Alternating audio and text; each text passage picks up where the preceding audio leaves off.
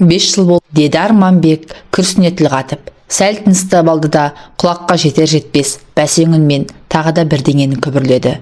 Өз ойына өз шомып, бей-жай күйде отырған Еркегүл әдепкіде бұл сөздердің мағынасын түсінген жоқ. Күйеуінің өзіне суықтау көзбен үнсіз бажырая қарағанын сезді де. «Не дейсің? Немене?» деді кідіре сөйлеп. Тақ еткен қысқа ғана жауап. «Не, ұмытып қалдың ба? Сенің Қабыкеновтер әулетіне келін болып түскенің». «Ах, құрғырай, не деген иіс алмас едім. Есімнен тарс шығып кетіпті ғой. Мұның артында анау әңгіме тұр ғой. Сол тұр ғой, қап әттеген-ай». Еркегүл өз ырқынан тыс лып етіп орын атып тұрды. Күйеуінің қасына қалай жүгіріп барғанын да байқай алмаған. 5 жылдық мерейтоймен құттықтап емес, жұбата сөйлеп, көңілін алаңдатып, бірдеме айту керек сияқты. Бірақ аузына жібі түзу, оңды сөз де түсе қояды мекен. Ассу қамымен жүріп, анда-санда көзінің астымен жасқана қарап қояды. Күйеуінің қабағын алыстан торған түрі. Шай үнсіз ішілді деуге болады. Шай емес, әркім өздерінің суық ойларын кері жұтып отырғандай. Орындарынан тұра бергенде Арманбектің кеудесінен тағы да ух деген ауыр леп сыртқа тепті. Жас еркек адамға тепсе темір үзетін атан-жілік сымбатты жігітке жараспайтын ауыр күрсініс. Ыдыс аяғын сылдырлата түсіп, теріс айналған Еркегүлдің жанары мұнартып кетті. Ас үйдің қабырғасындағы шағын айнадан байқағаны қысықтау көздерін оңай толтырып үлгеріп, төмен қарай дереу лықси жөнелген жас тамшылары. Арманбектің дәл қазір жан жегідей жеп, тынысын тұншықтырып, булықтырып тұрған арманның не екенін атап айту шарт емес. Қолмен қойғандай бәрі де белгілі жайт. Үйде оңаша қалған жас келіншек булыққан күйін одан әрі тежей алған жоқ. Бар ащы зары, ішектегі күйігі сыртқа қарай лап етті де запыран болып ақтарылды. Арманбекте не өкпе бар? 5 жыл бойы төзіммен күтуде, бірақ күткен көрінер емес. Қайтесің, тағдыр ғой деп тікелей тағдырға жаба салуға болар еді. Үлкен кісілер, ағайын туғандар солай деп айтып та жүр. Әлі жассыңдар, болашақтарың алда деп жұбата сөйлейтіндер де аз емес. Иә, жай айтылатын жаттанды сөзге не дауа, не десе де дей берсін. Бірақ бұның тағдыр емес екенін, бар кінәнің өзінде екенін Еркегүл ғана біледі. Соңғы сыныпта оқып жүрген Гүлі. Жастық жігер, асау сезім, ақыл сананы тұмшалап билеп алып, өктем билік құрып тұрған уақыт. Мектептің соңғы жылы жас жігіттердің арасынан жұбын таба алмай, жеке дара саяқтап жүрген бой жеткен жоқтың қасы десе де болады. Әкетіп бара жатқан ерекше қасиеті айғайлап тұрмаса да, Еркегүлдің де қол ұстасқан жігіті болды. Кім екенін, қайдан шыққанын, аты жөнін тәлпіштеп айтудың қазірде қажет не? Әйтеуір бірінсіз бірі тұра алмайтын сияқты еді. Ауылдың бой жете бастаған көп қыздарына тән тіршілік, ағаларын алыстан айналып өтіп, шешесінен шеттей қашып жүріп, мұғалімдеріне іс тастайтын дәлелсіз себептер айтып, кешке қарай жиі кездесуге шығушы еді. Бір-біріне тартқан албырт асау сезім, көзсіз құштарлық артынан неге апарып соғатынын түсінбеді-ау десе болмас. Бірақ мәніне жете көз салмаған сияқты. Мектепті бітірместен ақ сезіп еді жағдайдың қиындығын. Жүрген баласы оқуға жүрем деп, абитуриенттердің алдыңғы легімен алыстағы қалаға аттаныпты. Бар сенгені, болған сырдың бір түйін тастамайтын, ақтарып айтқаны, ағарып айтқаны, сөз жастайынан жақын көретін немере әпкесі еді. Оның кесімі жалғыз-ақ болды. Құтыл, өзім көмектесем, масқара болатында ештеңе жоқ. Болашағыңды ойла. Тығырыққа тіреліп, одан шығардың амалын таба алмай ала сұрған жас қыз үшін әпкенің айтқаны ата заңмен кем болған жоқ. Көзді жұмып тәуекел етті. Өзінің сол бір ауыр күндеріндегі бар ойы, ышқынған жалғыз мақсаты да сол болатын. Аудан орталығындағы бір дәрігер арқылы ешкімге сездірместен түсік тастатты. Бұдан кейін ойы кідірместен өзінің көзін құрту болатын. Содан дереу маңайда алғаны қала жақ. Алматы емес, Астана емес, таныстары аз кездесетін басқа қала. Жастықпен екпіндеген жігерлі күндері уақыттың да, қыздың да аяқ қолын жерге тигізбей алға қарай дедектете жөнелді. Қызығы думаны мол студенттік шақ, бірде тоқ, бірде аш, қызықты күндер. Содан соңғы курста Арманбек екеуі бір-біріне алыстан көз тастады. Сымбатты денелі, қабағы қалыңдау, шықшыты кең, сұрса жігіт, бойы жұмбаққа толы тылсым жан секілді. Біреуден ілгері, біреуден кейін көрінетін қарапайым қалыпта Еркегүл де ажарсыз қыз емес. Бойындағы бар міні, көзінің қысықтығы болмаса, оның да амалын тауып, бүгінгі күннің талаптарына сай келтіріп бояп қоятын. Оның бәрін қойшы, үйленгендеріне міне бүгін тура 5 жыл толыпты. Бірақ үйдің ішінен былдыр-былдыр бөбек үні естілмейді. Неге бақырып шақырып аттандап жылап, есік пен төрдің арасын ыбырсып жататын бала жоқ? Тағдыр десе, тағы да үлкендер. Сол тағдырдың осынау ауыр үкіміне Арманбекте мойын сұнған сыңайлы. Тек ауыр күрсінді. Келіншегінің бетіне тік қарай алмай алып қаша беретін тұнжыр көз қарасы. Сол күні кешкісін күйеуінің көтеріліп басылып тұрып, апай төсін құшақтап жатып, «Арманым», деді Еркегүл ақырын ғана. Дауысы әдеттегіден жіңішке түсіп, біртүрлі нәзік шықты. «Осы біз бала асырап алсақ қайтеді?» Ауыр мінезді жігіттің қастары дір ете түскендей болғанымен бірден жауап бере қойған жоқ. Төбедегі көзге көрінбес асылын түсінбегендей шалқасынан ұзақ жатты да. «Рас, мынауың идея екен», деп қаттырақ дауыстады. Екеуі осы мәселені қанша сөз еткенін кім білсін, әйтеуір ұзақ сөйлескен сияқты. Талығып барып, түннің бір уағында ғана көз іліккен. Әңгімені ұзаққа созған жоқ. Әрқайсысы өз ата-аналарына хабар беріп, ақылдасқан болды. Тіпті олардың ақылдарын бұл жерде қажеті де шамалы сияқты еді.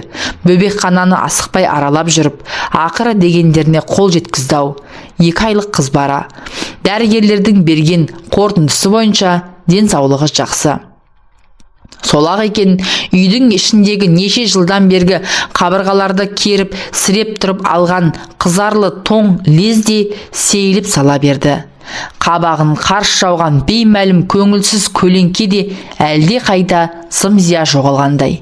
Екеуі мәз мейрам, жас нәрестемен бірге ілесе кірген қабат-қабат қалың шаруа да үйдің ішін үйірмен толтырып алып кетті. Жас баласы бар, отаудың бел жаздырмас, белгілі қар баласы. Әсіресе төбеден төнген қара бұлттай бір-біріне тақаса түйісіп жатып алған қалың қабақтардың жазылғанын айтсаңшы. Бұрынғыдай күрсіне бермей күліп сөйлейтін Арманбек енді мүлде басқаша жан сияқты. Өз айтқандай, Қабыкеновтер әулетінің бақытты бір шағы еді ол. Бірақ амал не, ол шақ ұзаққа созылған жоқ. Бірер ай өткеннен кейін Арманбектің Маржанға кішкене қыздың атын жас жұбайлар өздерінше осылай қойған деген мейірімі сарқыла бастады. Енді бұрынғыдай көп қолға ала бермейтін болған.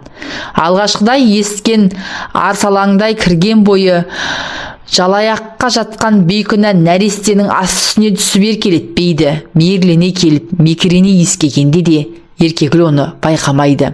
Әлде бала ұнамай жүрмекен деген оймен суыртпақтап сыр тартып көріп еді. Естіген жауабы біреу-ақ. Бәрі прекрасно, тамаша, тек әншейін. Бар гәпті бүгіп, тұншықтырып жатқан сол әншейінде деген сөз сияқты. Кішкене Маржанды айтасыз. Арманбектің үйдегілермен қарым қатынасы да басқа бір өзгерістің лебі еседі. Оны Еркегүлдің аңғарғаны бірер күннен кейін. Сөйтсе Арманбек бұның өзіне де салқын тартып қалғандай. Алғашқыдай еміреніп әкетіп бара жатса да, анда-санда Еркеш, Ерико деп келіншегін алдына отырғызып еркелетіп тұратын.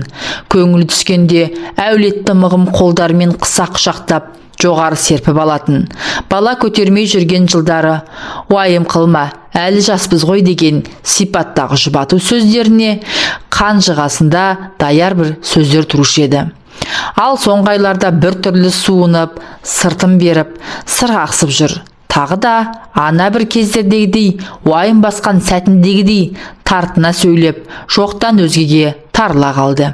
Әлде, намыстанам екен. Өзінен болмай асырап алғанда біреулердің айдап салуы мүмкін-ау. Еркегүл осы болжамына берік тоқтады. Былай қарап тұрсаң, басқадай себеп жоқ секілді. Өзі ашылып ештеңе айтпайды. Бір мәселені екі рет сөз қылуды жақтырмайтын күйеуінің мінезі өзіне белгілі. Ақырып жіберіп, бетінен ала түсуге әзір. Мылжыңдап сөйлей бересің, түп-түгел өзіңді кінәлі етіп шығарып, ағаш атқа оп-оңай мінгізе салмақ. Мұндайда Еркегүлдің ұстанатыны аш бәледен қаш бәле қағидасы.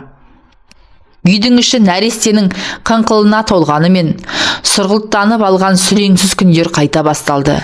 Әйтеуір Еркегүлдің ойын бөлетін қазіргі жұбанышы, алданышы.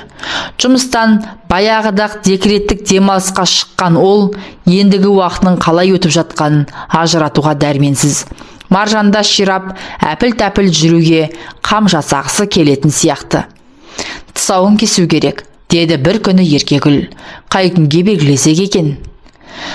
Тұжыраңқы кезде күйеуінен қолма-қол жауап алу оңайлыққа соқпайды.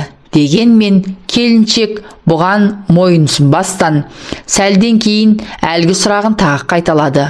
Ақыры естіген жауабы тым мардымсыз болып шықты. Білмеймін, өздерің шешіңдер. Бұл өзі әйелдердің шаруасы емес пе? Осыны айтты да Арманбек қолындағы пульттің нүктесін басып, жалп-жалп еткізіп, теледидарды ауыстыра бастады. Ұзамай шағын отаудың шатқаяқтап тұрған әлсіз шаңырағына жай түсті. Жаздың әдемі бір күнінде Арманбек әдеттегісіндей төмен қарап, тұнжырап отырды да кесімді сөзін бірақ айтты. Мен кетемін, деді, жуандау да сідірілдеп. Сөйтпесе болмайын деп тұр. Маржан екеуің бірдеме ғып, өз күндеріңді көресіңдер. Өзімде көмектесіп тұрамын ғой.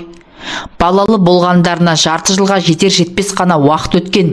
Нәрестелік өмірдің ыстық суығы әлі басыла қоймаған. Керісінше қызығы көбейе түскен кезде өзін бұрынғысынан әлдеқайда бақытты сезінудің орнына не оғаштығы бар. Кеудесі күмбірлеп күй шертіп тұрмаса да, Еркегүл алақайлаудың азақ алдында емес пе еді. Сондықтан Арманбектің мына сөзінің ашық күнгі найзағайдан несі кем? Біреу құлақ шекесінен жақсылап тұрып, қондырып жібергендей, тәлтіректеп барып диванға гүрс ете қалды. Қайта Маржанның қолында болмай, манежде жатқандығын айтармысың? Ішкі жағынан шыңғырып жеткен әлде бір үн, жоқ, олай емес, мүмкін емес деп атой салып аттандай тұрғандай. Көз алдының қарауытып, айналасының жалқы сәтте ғана шырайналып, шарықтап кеткен несі. Құдай басқа қатынның басына бермесін, еркектің миына кету туралы ой түссе, біткен екен ғой. Артынан есте әңгіме былай болыпты. Арманбек қыз келіншектің көзінен қаға беріс тасада қалатын жігіттердің санатынан емес. Өзі бедеу әйелдің күйеуі болса, басқа біреуден белін суытпай, салтаңдап қалай бос жүрсін. Маржанды үйге әкеліп, мәре-сере болып жатқан кезде бұл әңгімені естуге Еркегүлдің мұршасы барма еді. Сөздің қысқасы, бұлардың үйінде нәресте қалай кірді, Арманбектің Еркегүл білмейтін нақсүйерінің аяғы солай ауырлапты. Перзентханаға түскені жуырда ғана. Сөйтіп 5 жыл бойы сарыла күткен баласына жуырда ғана қол жеткізіпті. Бала болғанда қандай? Кәдімгі балпанақтай ұл. Тек оны сыйлаған некелі келіншек емес. Еркегүлдің қолынан не келеді?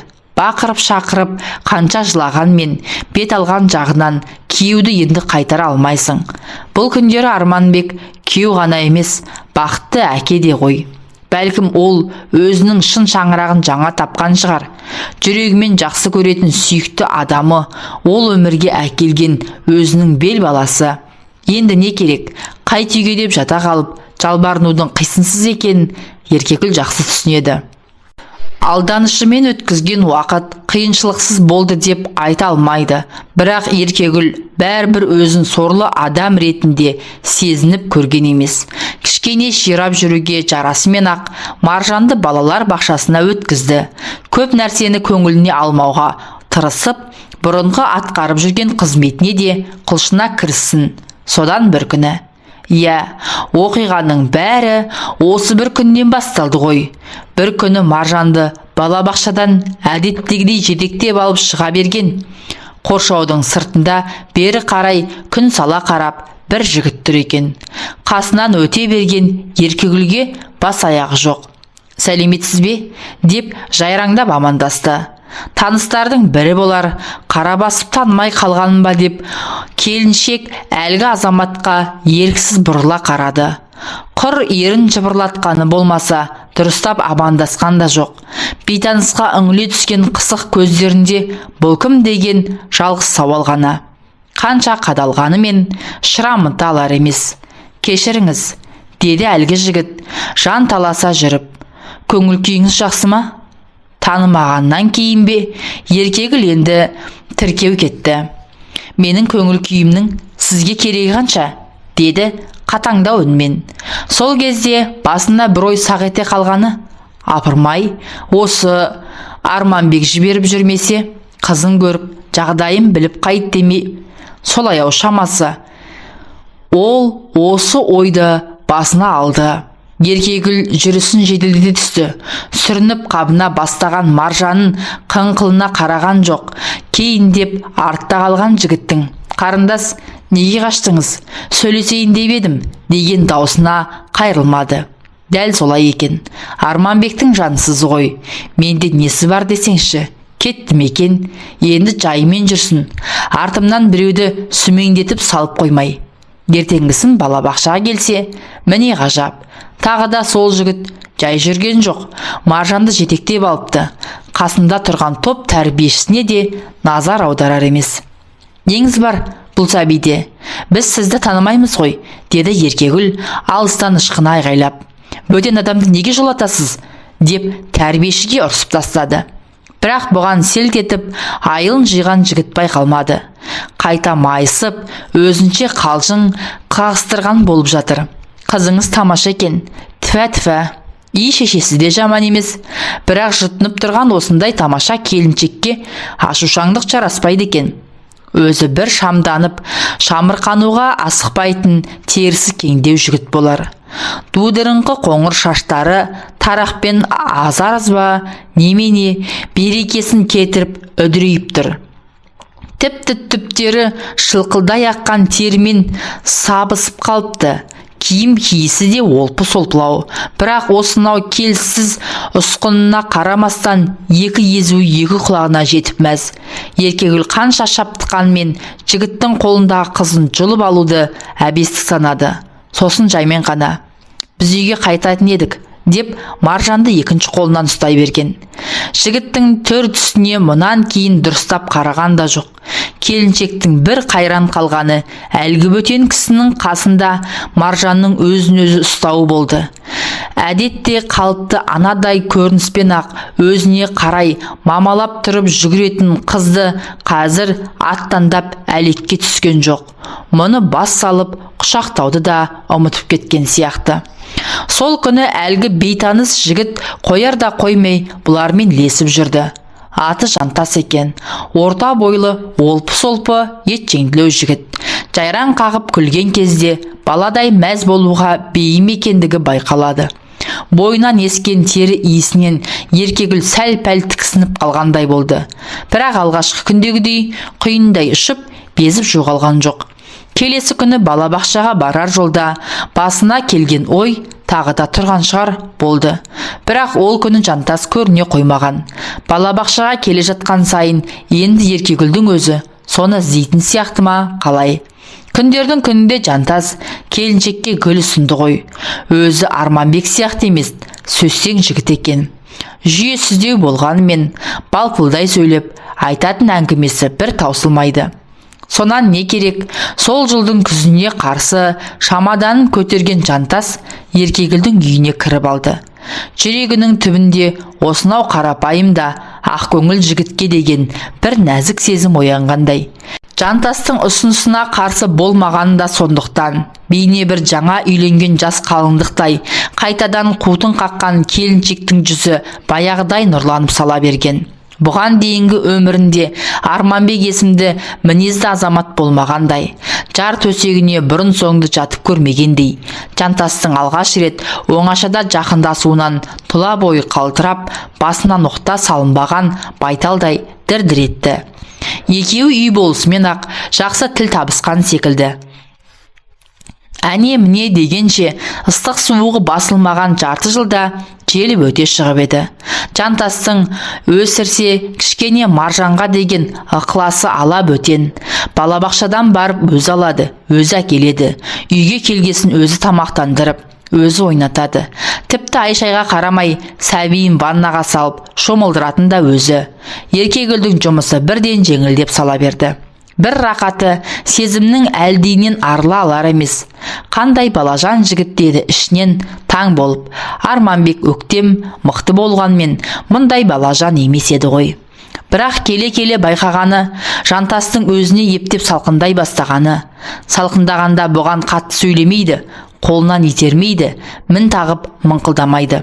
Жымия қарап қойып жүріп жүргені, салқындағаны дейтінді, әңгіме түнгі мінез құлығында болып тұр. Алғашқы араны басылып қалған ба, немесе түнде жатысымен бас салып құшақтауға азайған. Емірене сүйіп, өмексуге, айқара жатқызып қойып, аймаласуға да әуес емес. Қыңқылдағандай бәсең үн шығарып, жанына жақындаған келіншектің нәзік білектерін ақырын ғана итеріп тастайтынын қайтерсіз. Сөйтіп теріс қараған күйі әңгіме айтқан болып жатып, қоп алайсыз ұйықтап кетеді. Кетер алдында Арманбек те сөйтті емес пе? Әлде бұның да біреу болып жүрмесін деген ой сақ ете қалды Еркегүлге. Бұрынғыдай емес, күйеу мәселесінде аузы күйіп, тісі шығып қалған келіншек бір күні Жантасты сауалмен аулап, еш жиғызбастан бұрышқа тықты. Шыныңды айт, деді ақыры мәселенің төтесінен қойып. Сенің біреуің бар ғой, я? Бар қалай? Біреу несі? Деді Жантас, сол теріс қарап жатса да басын көтеріп. Сенің сүйген бір адамың бар-ау, қыз ба, келіншек пе, әйтеуір біреу. Күйеуінің үндемей кідіріп қалғанын көрді де, Еркегүл одан әрі бастырмалата түсті. Оңға солға бұлғақтатып бұрылуға мұрша берер емес. Бастырмалай қойған сұраққа жауап беруден басқа амал қалған жоқ еді Жантастың. Сөйтсе әңгіме былай болыпты. Вақталық әдіспен Атырауға барып келіп жұмыс істеп жүріпті. Төлейтін айлығы мол болғандықтан бұл жұмысқа сұранушылар жыртылып айырылады. Әйтеуір жігіттерден қалмай жүріп, Жантас та бригадаға іліккен. Бір жаманы вақтамен жұмыс істейтіндер 4-5 айда бірақ келеді екен. Жолға шығар алдында Жантастың сөз байласып жүрген қызы 2 қабат болып қалады. Қайта айналып келгенше босана қоймайтын шығар деп ойлаған Жантас бастапқыда телефон арқылы хабарласып тұрған. Кейін ол қыздан мүлде дерек болмай кетеді.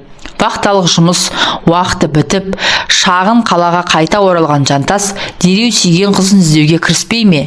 Еш жерде із тоғы жоқ. Ақыры бір таныстар арқылы қыздың дерегіне қанығады. Республиканың жаңа астанасы, Астана қаласында мәдениет ошақтары кеңінен дамып келе жатқан кез.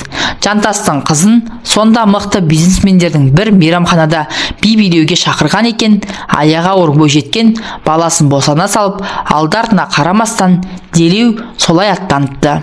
Ал баланы осы қаладағы перзентханаға қалдырып кеткен екен.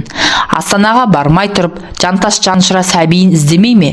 Перзентханада да, тастанды балалары паналайтын бөбекханаларда да бұрынғыдай тек тіркеу журналында ғана жазумен шектелмей, жазбаларды дереу компьютерлерге енгізіп тастайды екен. Сондықтан Жантастың өз сәбиін тауып алуы онша қиынға соға қоймайды. Шешесінің аты жөні, туатын мезгілі белгілі. Ақыр ізбен қуалай отырып, ол сәбиді Еркегүлдің асырап алғанын біледі. Бірақ заңды түрде әкесі болып саналмайтындықтан баланы меншіктеуге Жантастың ешқандай құқығы жоқ еді. Ойлап тапқан бір амалы басы бос келіншекке үйленіп алу болыпты. Осы әңгімені естігенде Еркегүлдің кеудесін әлдебір жіңішке нәрсе тіліп өткендей болды. Жанына батқаны жантастың махаббат емес, есеппен үйленгені. Екінші жағынан алып қарағанда байғұс жігіттің жазығы жоқ. Көкек анадан туған жалғыз қызы үшін жаны жүріп жүр. Сол күннен бастап Еркегүл қатты өзгерді. Баяғы Арманбектің ізімен тұйықталып тұнжырай түскендей көп ойланды. Сарылып жатып, талай таңдарды ұйқысыз атқыздау. Сол ұйқысыз түндер оның бір нәзік сезімін нығайта түсуге қызмет еткен екен. Осы күйеуі вақталық жұмысқа тағы да аттанып кететін кезді сезді. Күндер санап түн арла телефонмен сөйлеседі. Сөйлескен кезде тек кішкене Маржанның ғана емес, менің де жағдайымды сұраса екен, көңіл күйімді білгісі келсе екен, жан дүниемнен хабар алуға ықылас танытса екен деп тілейді. Кім біледі, мейірман әке қандай махаббатқа да бейім шығар. Әйтеуір қайырымды жанның қатыгез боларына көңіл сенбейді.